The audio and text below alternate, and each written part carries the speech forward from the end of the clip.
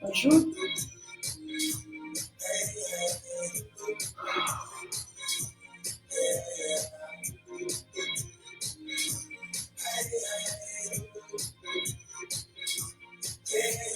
Salut. Bonjour. Hola. Bon, je lance ce petit direct comme convenu un peu avant 15 heures. J'espère que ça passe bien. Est-ce que vous m'entendez? Je vois que des fois j'ai des petites coupures comme ça fait bizarre. L'image saute. Ouh, je saute, c'est rigolo. Est-ce que vous me voyez? Dites-moi bonjour à tous déjà en commentaire. Je vois que vous êtes 5 en peu de temps, c'est cool. Il y a peut-être moyen que je tienne en 30 minutes. J'ai fait des notes. Je vais être succincte. Je vous attends. Dites-moi si vous m'entendez. Est-ce que vous m'entendez?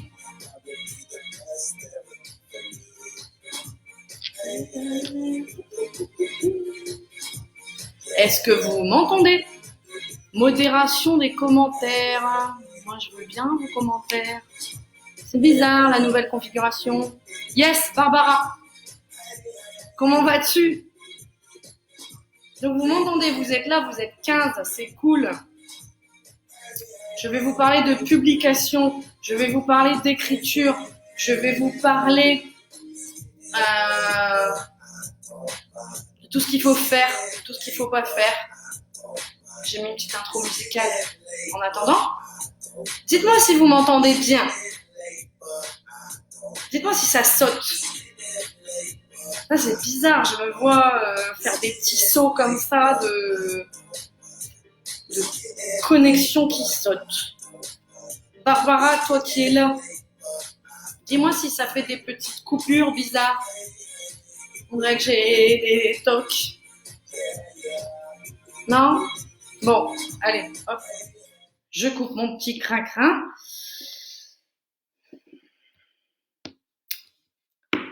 Est-ce que vous m'entendez? Est-ce que y a des petits sauts bizarres?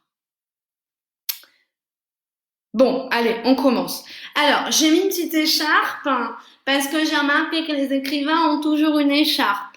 Voilà, mais je la retire. C'était juste pour rigoler. Voilà, parce que j'ai remarqué que dans les salons du livre, dans les dédicaces, ils ont toujours une petite écharpe comme ça autour du cou. Est-ce que vous avez remarqué? On va casser un petit peu les clichés là, sur les écrivains, sur l'écharpe, parfois le petit chapeau. Bon, je déconne, vous me connaissez. On va donc aborder comment écrire, qui peut écrire, qui ne peut pas, comment se faire publier, qui peut se faire publier, qui ne peut pas. Mais vous allez vite comprendre que c'est possible pour tout le monde. Alors oui, on t'entend, pas de sauts bizarres, mais les commentaires sont modérés. Il faut un minimum de 100 caractères. Bon, alors attends, je revois ça. Discussion. C'est bizarre, ça me fait jamais ça. Les personnes qui commentent doivent vous suivre depuis au moins 15 minutes. Lent, les commentateurs ne pourront commenter que toutes les 10 secondes. C'est n'importe quoi, c'est jamais comme ça. Seuls vos abonnés pourront laisser des commentaires. Discussion. C'est n'importe quoi, c'est jamais comme ça. Je vais mettre abonné. Et puis peut-être que vous n'aurez pas une obligation de mettre plus de 100 caractères. Oui, on l'entend bien, mais on est autorisé à mettre que des commentaires longs. C'est vraiment bizarre. Mettez des longs commentaires du coup, racontez-moi votre vie. Non, mais c'est toujours cool. Sécuriser. Bon, alors ça fait 4 minutes. Ceux qui doivent être là, eh bien le sont, et ceux qui ne le sont pas, eh bien arriveront en cours de route. Ce que je dis ne veut rien dire. Donc ouais, je vous disais, alors écrire son histoire. Allez, c'est parti. Donc moi je pars sur écrire son histoire. Pourquoi? Parce que j'ai pas encore écrit de roman, parce que pour le moment ça ne me dit rien. Je n'ai pas d'inspiration pour écrire un roman. Ce sont la vie des gens qui m'intéressent. Moi là j'ai écrit, mon premier livre était sur ma vie. Le deuxième, vous verrez bien. Je vous ai déjà donné un indice. Mais c'est vrai que j'aime être dans le réel, dans le témoignage, dans le partage, dans l'échange avec les gens, afin qu'ils puissent s'identifier, que les uns les autres, avec nos histoires, on puisse échanger. Voilà, je n'ai pas écrit de roman, je ne parlerai donc pas d'écrire un roman. Mais l'idée, je dirais que mes conseils seront valables aussi pour ceux qui écrivent un roman. Alors, j'ai pris des notes pour être carré, chose que je ne fais jamais, parce que je ne suis pas vraiment carré. Et premier conseil, il y aura une première partie, ça sera écrire son histoire ou un essai ou des réflexions sur la vie, hein, par rapport à nos expériences et tout ça. Deuxième partie, ça sera sur comment être publié, être édité dans une vraie maison d'édition. Je vous expliquerai ce que c'est qu'une vraie maison d'édition. Donc, écrire son histoire ou un essai ou des réflexions sur la vie, un petit peu tout ce qui se passe là dans votre ordinateur de bord. Premier conseil, c'est écrire avec son cœur. Avec ses tripes, écrire avec votre âme, avec qui vous êtes vraiment au fond de vous. Ne faites pas semblant de ressembler à un autre écrivain. Écrivez tel que vous êtes. L'intérêt d'être soi-même, c'est que la diversité de tous les humains que nous sommes fait la richesse de ce qui se trouve dans les librairies et dans les bibliothèques. Je vous explique. Je connais quelqu'un qui a une vie particulière, comme tout le monde, et qui m'a déjà dit j'aimerais écrire. Mais ma vie, à la rigueur, il y en a plein qui ont la même vie, il y en a plein qui ont le même problème que moi. C'est un problème spécifique. On va dire, voilà, c'est une maladie, voilà. Ouais, il y en a plein qui ont une maladie comme toi, mais chacun la vit différemment. Chacun a son vécu, son expérience, sa manière de fonctionner, sa manière d'analyser ce qu'elle est en train de vivre.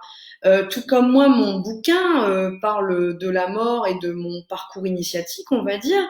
Des bouquins sur la mort, il y en a plein. Plein, plein, plein, plein, plein, plein, plein. Mais mon récit a parlé à des personnes et pas à d'autres. Et puis, tout comme moi, quand j'étais pas bien, j'achetais plein de bouquins à ce sujet-là.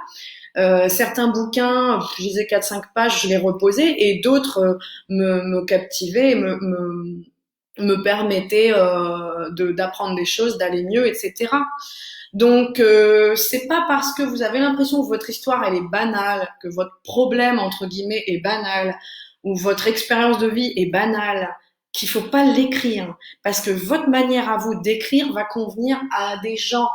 Parce que ben moi par exemple dans mon livre j'ai parlé de la mort mais d'une manière assez différente, avec un petit peu de franc-parler, dirons-nous, avec parfois des réflexions qui, voilà, que peut-être tout le monde n'a pas. Enfin, voilà, tout dépend. Donc écrivez, même si votre histoire elle ressemble à des tas d'autres, c'est faux. C'est comme si je vous dis que pourquoi j'aime aller dans telle boulangerie chercher cette tartelette au citron. Tout le monde sait faire une tartelette au citron. Vous voyez ce que je veux dire? Il faut pas penser que votre histoire elle est identique et que ça sert à rien d'écrire. Écrivez quoi qu'il en soit.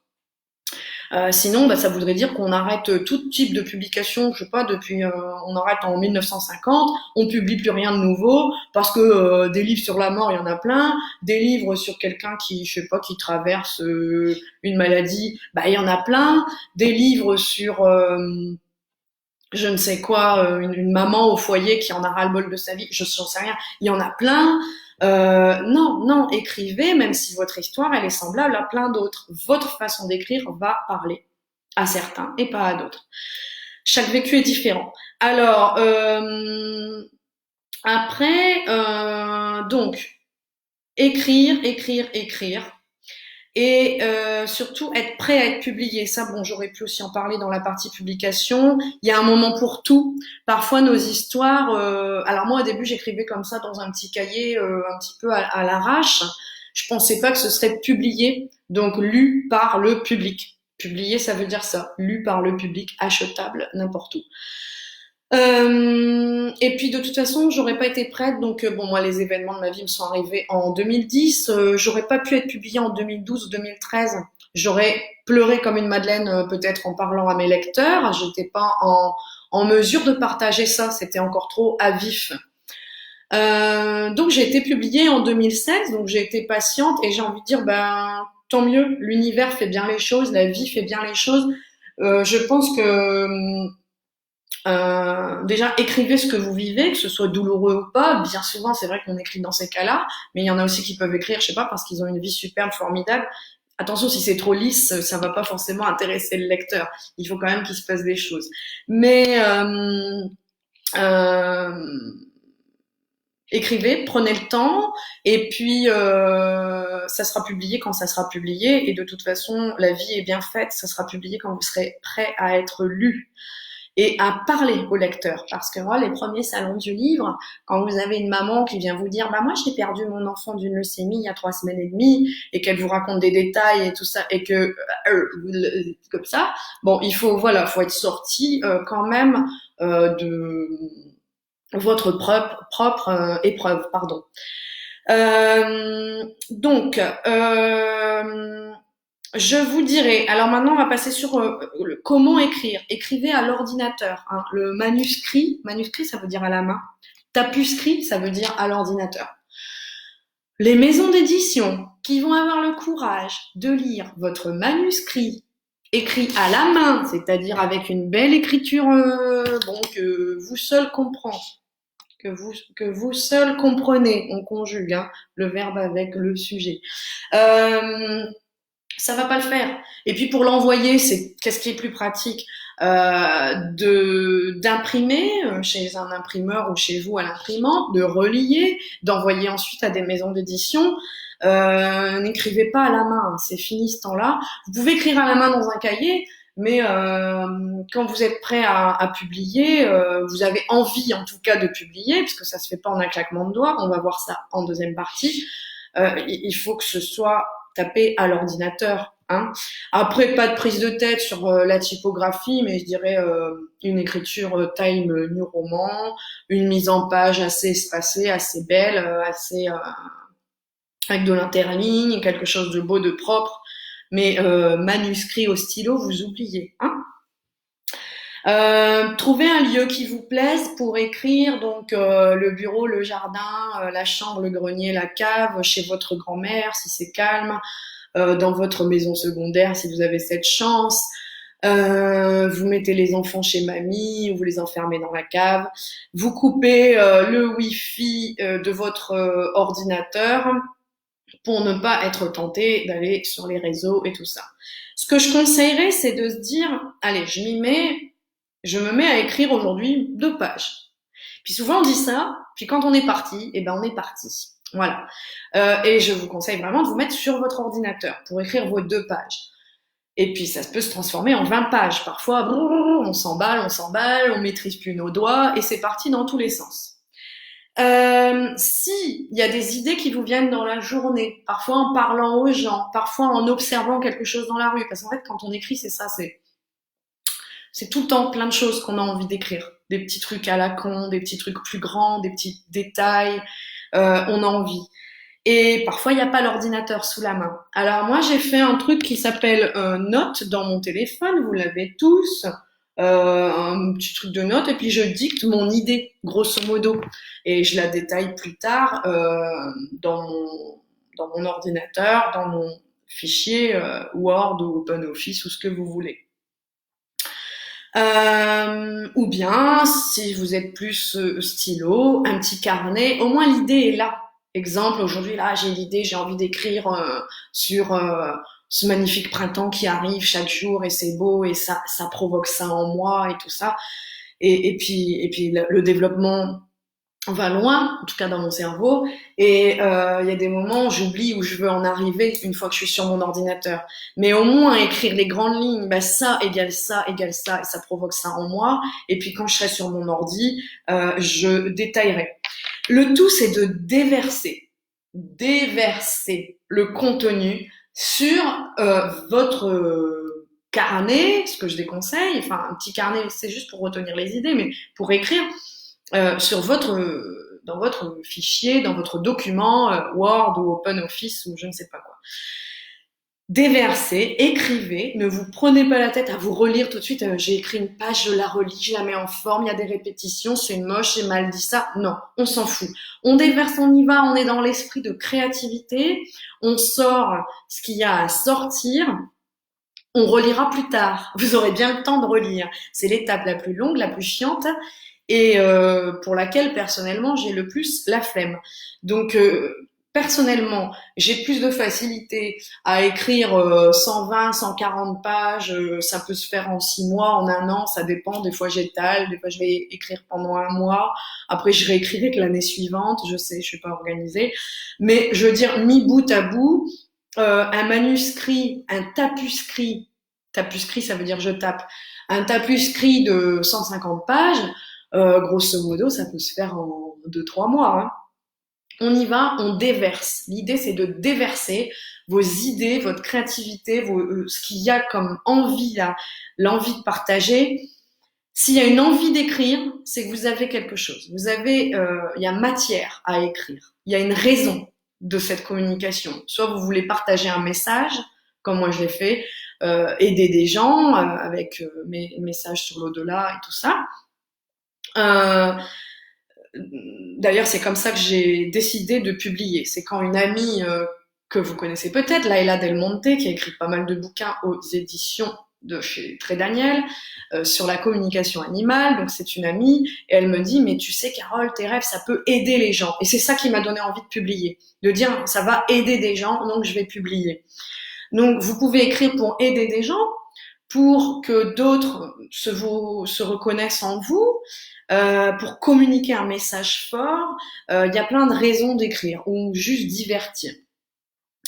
En tout cas, déverser le contenu, c'est important. Vous ressentez le besoin d'écrire, il faut y aller. On déverse de l'idée, du raisonnement, du vécu. On y va. En fait, marcher l'ordinateur de bord et on corrigera plus tard. Ça, c'est important. On corrige plus tard. Ça, on s'en fout. C'est après la correction. Maintenant, la partie édition. Je vais peut-être tenir tout avant 15 heures. Hein. Alors oui, quand vous écrivez, moi je vous conseille d'ouvrir un dictionnaire des synonymes, soit en papier, soit il y en a en ligne, synonyme.com. Et puis quand vous écrivez, puis dès lors que vous commencez à ressentir des répétitions qui arrivent, vous pouvez tout de suite trouver un synonyme. Voilà, ça aide beaucoup. Mais je l'utilise plus dans la relecture, le dictionnaire des synonymes, tout bêtement. On conseille aussi parfois de lire des livres du même genre que ce que vous êtes en train d'écrire. Exemple, j'ai écrit un témoignage sur le deuil. C'est important de lire d'autres témoignages, voir comment les autres témoignent. Mais ne vous en inspirez pas, soyez unique. Chacun a sa manière d'écrire. Ça peut être bien. Mais si vous êtes différent, tant mieux, tant mieux. Ne vous inspirez de personne. Les gens ont besoin de différence, les gens ont besoin de s'identifier à vous, à la personne, à l'expérience et tout ça. Ce qui est très important aussi, donc là, bon, je passe dans la partie éditer. Je suis succincte aujourd'hui, je suis contente. Je pense aller droit au but sans me répéter. Et puis après, je pourrais faire peut-être d'autres vidéos plus détaillées par la suite où je détaille des points que j'ai vus aujourd'hui avec vous. Alors, il y a 2 types d'édition. Ça, je tiens vraiment à en parler. Je ne dénigrerai pas un type, mais je vais quand même vous dire les inconvénients et les avantages. Il y a l'édition à compte d'auteur. Et là, c'est l'auteur qui paye son édition. Donc en fait, il y a plein de maisons d'édition en ligne comme ça, et c'est marrant, elles vous acceptent toujours votre manuscrit. Donc j'ai failli me faire piéger aussi au début, donc votre tapuscrit. J'ai envoyé le tapuscrit à des maisons d'édition, et eux, ils acceptent, ils disent « Ah mais oui, nous avons l'honneur d'accepter votre tapuscrit », puis ils nous envoient un devis. Et là, ça peut être 1 500 € pour imprimer 600 livres. L'avantage, l'inconvénient, c'est qu'on vendra que 600 livres. Et puis, si on veut en vendre 600, faut remettre 1 000 € et ainsi de suite. On paye notre édition. Donc, ils nous acceptent dans tous les cas. Puisque, donc je répète, ce sont les maisons d'édition à compte d'auteur. Et je crois qu'il y a des éditions type Librinova, truc du genre. Vous regardez en ligne, vous verrez. Ben, on paye notre édition. Alors, vous allez peut-être dire que c'est bête, mais moi j'aurais vécu ça un peu comme un échec d'avoir à payer pour être publié, vendre à tout casser 600 livres à mon réseau, à ma famille, à mes amis, aux gens qui vont faire plaisir, et puis bon, à la rigueur, ça va s'étaler un petit peu d'un point de vue local, mais qui ne serait pas allé dans les dom-toms. Là, je suis contente, mon bouquin, il a pu être lu dans toute la France métropolitaine et dom-tom. Donc, parce que j'ai eu la chance, merci Anne-Laure si vous m'écoutez, j'ai eu la chance que mon éditrice accepte mon tapuscrit. Et là, c'est une maison d'édition à compte d'éditeur. C'est-à-dire que moi, je n'ai pas versé 1 euro, pas 1 euro de ma poche pour être édité. Vous voyez bien la différence. Je répète, maison d'édition à compte d'auteur, l'auteur paye et se fait éditer. Il corrige vite fait, alors, il y a peut-être une correction, tout ça, mais alors j'ai déjà acheté des livres à compte d'auteur, donc l'auteur qui paye. Bah, parfois il y a beaucoup de fautes, ou la mise en page est pas très jolie. C'est méchant, je suis désolée, mais on voit que c'est fait maison. Après, ce qui m'embête aussi, c'est que tout le monde et n'importe qui peut être publié.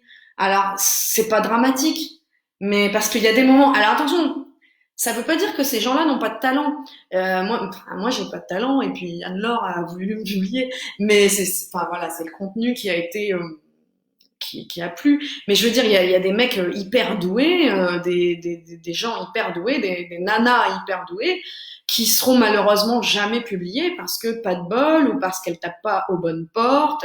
Et du coup, elles désespèrent, ils désespèrent et elles se payent leur édition. Donc c'est une édition à compte d'auteur. Il y a les maisons d'édition à compte d'éditeurs, où là, je vais vous en parler, comment on procède. Alors, où là, je vous répète, on ne met pas 1 euro pour être édité. C'est l'éditeur qui paye l'impression et tout. Par contre, on a des petits droits d'auteur qui sont pas hyper intéressants, on peut pas en vivre, sauf si on s'appelle Musso et qu'on vend des millions de livres, là, on peut en vivre. Mais lorsqu'on vend, moi je ne sais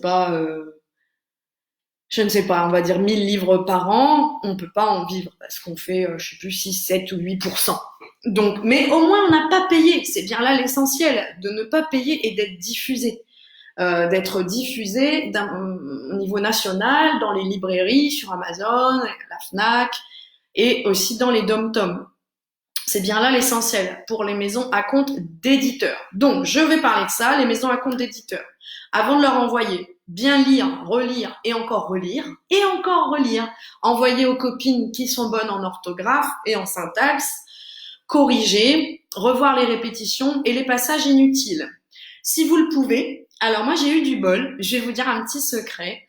Grégoire Delacour m'a relu avant que je ne sois publiée, parce que j'ai de la chance, j'ai une sœur bibliothécaire qui a toujours un contact avec une libraire à Abbeville. D'ailleurs, Brigitte, si tu m'écoutes, salut. Et Virginie, pareil, ma sœur. Donc ma sœur m'a pas mal aiguillée étant bibliothécaire. J'ai eu aucun piston pour pouvoir être publiée, je vous le dirai, de toute façon, moi je suis cash et vous le savez. Mais j'ai eu l'aide de ma sœur bibliothécaire qui m'a mise en contact avec une libraire. Cette libraire avait un carnet d'adresses énorme avec des auteurs. Donc à chaque fois qu'il y avait un auteur dans sa librairie à Abbeville, j'allais faire un petit tour, poser des questions aux auteurs. Comment on fait pour être publié, nanana, et ceci et cela. Et puis un jour, j'ai rencontré Grégoire Delacour. J'ai bu un café avec lui. Donc vous connaissez peut-être Grégoire Delacour, La liste de mes envies, La femme qui ne vieillissait pas. On ne voyait que le bonheur, un truc comme ça. Enfin vraiment un auteur que j'apprécie beaucoup, que j'ai rencontré. Et puis il m'a dit, vas-y, envoie-moi ton manuscrit, je vais y regarder un peu. Et lui m'a conseillé de couper et de tenir dans un livre de 150 à 200 pages maxi. Voilà, parce que Grégoire Delacour bossait dans le milieu de la publicité et il m'a dit, alors en plus d'être un auteur, que ça se vend bien un livre de 150 à 200 pages. Voilà, du gros pavé, ça se vend moins bien. Faut pas se leurrer. On est tous un peu flemmards quand on voit un pavé gros comme la Bible. Et du coup, Grégoire Delacour m'a relu, il m'a conseillé d'enlever des passages, chose que j'ai faite. J'ai continué à lire, à relire, à enlever des passages, à couper. Il m'a dit, il faut tailler. Ce qui est inutile, il faut virer, faut pas trop se répéter. Voilà, c'est un peu comme un slogan de publicité. Il faut que ce soit clair, net et concis. Donc, chose que j'ai tenté de faire. Et puis, j'ai relié, imprimé, fait une belle reliure et envoyé à des maisons d'édition sur Paris, donc des maisons d'édition à compte d'éditeurs. Alors, comment on fait? On va pas envoyer à tout le monde, puisque des maisons d'édition, il y en a tout plein.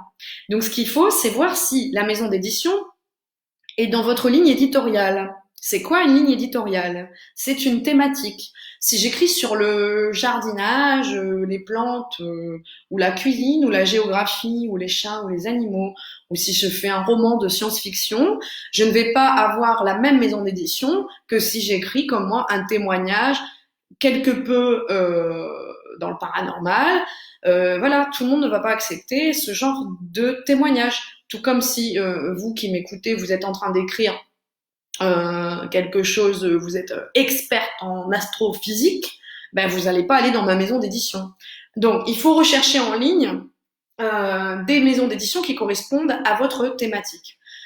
Aussi dans votre propre bibliothèque ou dans les bibliothèques ou dans les librairies. Moi, je prenais un carnet et je notais, j'allais dans les coins témoignages des librairies et je notais les maisons d'édition qui correspondent à ma ligne éditoriale, donc le style, enfin ma ligne éditoriale, ouais, mon thème, euh, qui correspondrait à une ligne éditoriale pardon, d'une maison d'édition. Donc je voyais des témoignages, soit des témoignages que j'avais lus ou que je n'avais pas envie de m'acheter parce que bah, voilà, t'as pas envie d'acheter toute la librairie non plus. Puis je notais toutes les maisons d'édition. On peut parfois envoyer le tapuscrit. Je vous rappelle que c'est votre récit tapé à l'ordinateur. On peut envoyer le tapuscrit à certaines maisons d'édition par email, mais il faut d'abord leur demander l'autorisation. Certaines vont dire non, certaines le mettent directement sur leur site, je dis n'importe quoi, allez faire un tour sur le site d'Albin Michel, vous allez voir nous envoyer un manuscrit, et là ils le mettent clairement, nous ne prenons plus de manuscrits, enfin de tapuscrits en email, parce que sinon ils vont en recevoir 25 000 par jour. Alors que déjà, nous forcer à imprimer, même si c'est pas très écologique, nous forcer à imprimer et à relier le truc, ça va déjà filtrer. Ils vont en recevoir moins. Il faut savoir que les gros éditeurs reçoivent, je sais pas, 200 manuscrits par mois. Enfin, c'est énorme. Donc autant vous dire que si en plus ils en reçoivent 200 en email, voilà. Donc certains acceptent en email, faut leur demander. D'autres non. Et parfois c'est écrit directement sur leur site web. Alors, je vais pas vous mentir, ça coûte une blinde d'imprimer et de relier. Ça me coûtait en moyenne 15 euros par manuscrit. De l'imprimer, j'allais Top Office, un magasin de bureautique. Je l'imprimais, je le reliais. Et après, j'allais à la poste et j'envoyais ça sur Paris. Donc, total, 15 balles un manuscrit.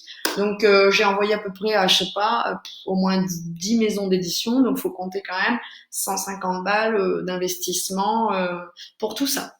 Imprimer, relier, envoyer sur Paris. J'en ai eu marre au bout d'un moment. Et puis, mon cher et tendre, si vous m'avez lu, Djibril m'a pas mal boosté pour pas que je me décourage. On est allé faire un tour à Paris et puis on a pris un paquet de manuscrits comme ça et puis on a distribué. Ça faisait au moins les frais de port en moins et puis une petite balade à Paris vu que je suis qu'à 1 heure et demie de Paris. Et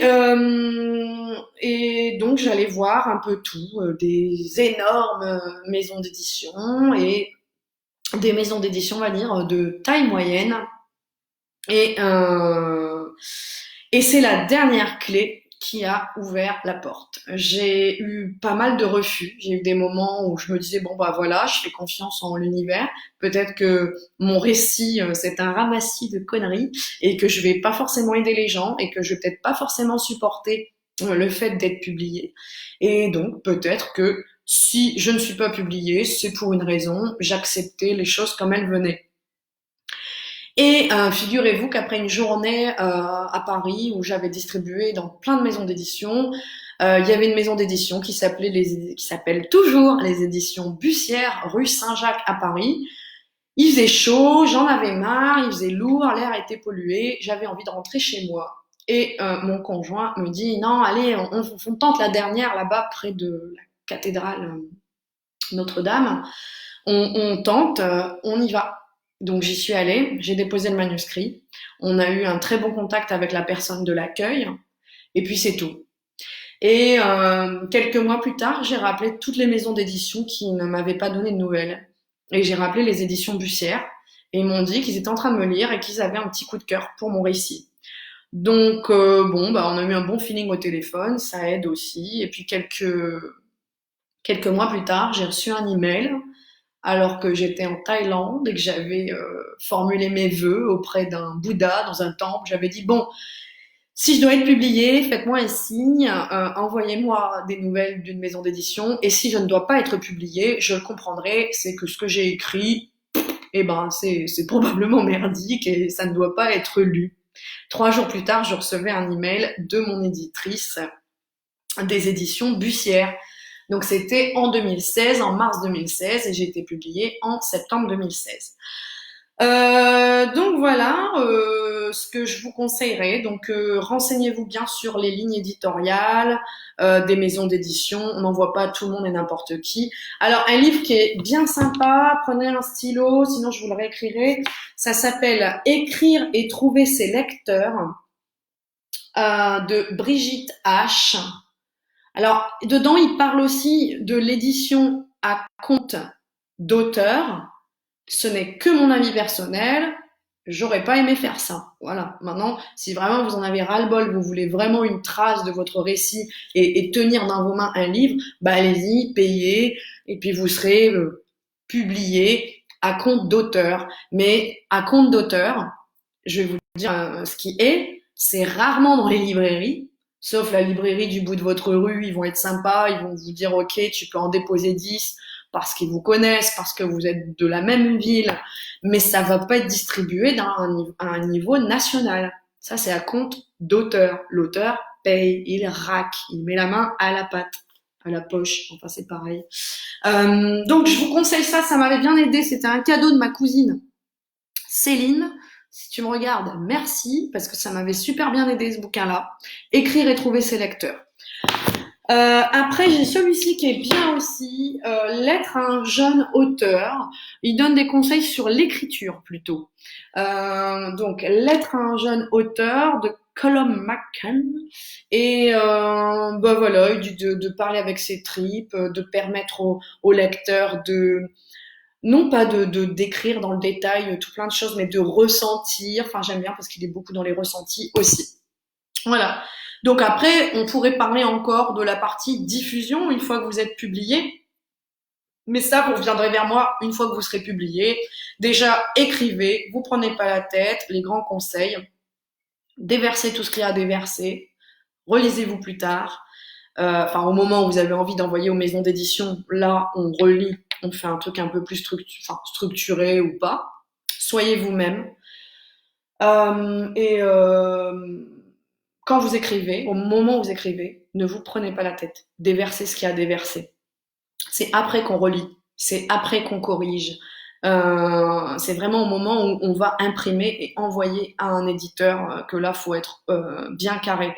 Et renseignez-vous auprès des professionnels du livre. Qu'est-ce qui marche en ce moment? Qu'est-ce qui marche pas? Auprès de bibliothécaires ou de libraires. Donc moi c'est vrai qu'avec ma sœur, elle me disait tout ce qui est témoignage, ça marche super bien, partage d'une tranche de vie, ça marche super bien. Vous n'êtes pas obligé de parler de votre vie depuis votre temps d'enfance, hein. Ça peut être juste 3 ans de votre vie, une période spéciale de votre vie. Ça peut être des tas de choses. Voilà. Eh bien, je vous laisse, 15h09, impeccable. J'ai tenu sur 40 minutes. Ah oui, une question tout à l'heure de Laure qui a écrit un livre publié en maison d'édition à compte d'éditeur. Laure qui habite en Suisse, qui m'a demandé ce que je pense des formations pour devenir écrivain, parce qu'il y en a plein à l'appel en ligne. Alors, je sais que Bernard Werber propose une masterclass. Lui, j'aurais tendance à faire confiance. J'ai pas tenté, mais j'ai été tentée pendant un temps de me payer les cours avec Bernard Werber, qui est un de mes auteurs préférés. Formation écriture ou pas? Je dirais que faut pas que ça formate. Vas-y, lance-toi, ça peut t'aider à te motiver, d'être dans le cadre d'une formation. Je ne dis pas qu'écrire c'est un don, mais c'est quelque chose qui vient tout seul. Tout le monde sait écrire, par contre, tout le monde. Euh, dans sa langue maternelle, à partir du moment où on est un minimum entre guillemets lettré, il n'y a pas de problème. Tout le monde peut écrire.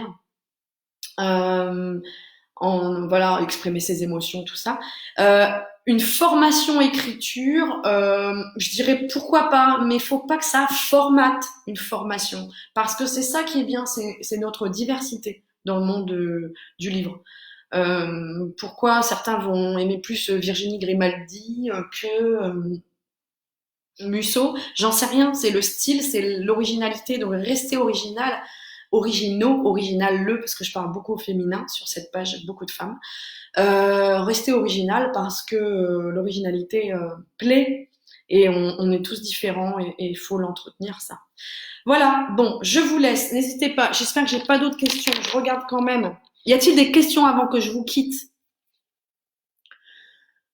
euh, Je regarde un peu hein, en même temps sur la page, mais n'hésitez pas maintenant tout de suite à poser vos questions. Hum, hum, hum. Hum, hum, hum. Donc Barbara, ok. Merci Carole, c'était très clair et structuré. Un grand merci, c'était intéressant. Ok, si j'ai oublié des choses, hein, Barbara, vas-y. Et tu vois, ça, je le vois pas là. Ah si, je le vois. Il est là. Euh, N'hésitez pas. Si maintenant tout de suite il y a des questions. Alors, je voudrais vous dire que ah ouais, je vais vous dire un truc là. Tout à l'heure j'y pensais. Quand on parle aux auteurs et tout, sachez que par contre il y en a aucun qui vous pistonnera. Par exemple, bah voilà, j'ai parlé à des gens, des grands auteurs et tout ça. Aucun ne dirait donne-moi ton tapuscrit, Carole. Je vais l'amener au directeur de ma maison d'édition. Aucun. Voilà. À part, bon, j'ai eu quand même Laila Del Monte qui a parlé pour moi à sa maison d'édition. À cette époque-là, voilà, c'est pas le type de tapuscrit qui est recherché, c'est pas le type de récit recherché. Puis ils en ont déjà pas mal. Voilà, peu importe. Mais je voulais vous le dire haut et fort. C'est un milieu où il y a de l'entraide, mais elle a des limites cette entraide. Ceux qui vont vraiment vous aider, c'est les libraires et les bibliothécaires qui peuvent avoir des contacts avec des auteurs et tout ça. En revanche, moi, je peux vous pistonner auprès de ma maison d'édition, mais moyennant un pourboire, un dessous de table. Non, je déconne. Mais voilà, ça m'est arrivé de recevoir des manuscrits, de les lire et d'en parler ensuite. Voilà. Je vous laisse. Ça me motive au bon moment, pas de questions. Ouais, donc Fanny, je pense pas te connaître encore, mais écris, vas-y, lâche-toi. Il n'y a pas d'histoire de vie qui soit banale. En plus, ben, je sais pas ce que tu vis, mais ou ce que tu as vécu, ou ce que tu as envie de partager, peu importe. Vas-y, écris. Et puis on corrige plus tard, au moment où on est prêt à envoyer aux maisons d'édition. Eh bien voilà, je vous laisse. Bonne fin d'après-midi. Partagez cette vidéo si elle vous a plu, ça peut aider. Et à bientôt.